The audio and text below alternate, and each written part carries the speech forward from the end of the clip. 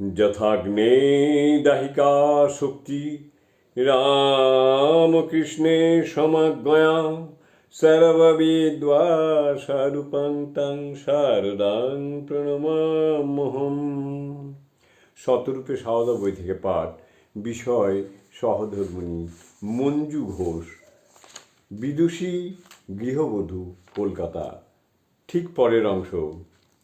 বহু প্রতিকূলতা অতিক্রম করে শ্রীমা দক্ষিণেশ্বরে উপস্থিত হলেন। এই যাত্রাপথে তাঁর জ্বর হয়েছিল এবং ভবতারিণী দিব্য দর্শন লাভ হয়েছিল। সেসব কাহিনী সকলেরই জানা আছে। আশা নিরাশায় কম্পিত হৃদয়ে শ্রীমা উপস্থিত হলেন স্বামীর কাছে। তখন রামকৃষ্ণের সে কি প্রেমপূর্ণ অভ্যর্থনা, তুমি এসেছ, বেশ করেছ। এখন কি আর আমার সেজবাবু মথুরবাবু আছে যে তোমার যত্ন হবে? তিনিও যেন এতদিন এই আগমন প্রতীক্ষাতেই পথ চেয়ে বসেছিলেন। জয় ঠাকুর, জয় মা।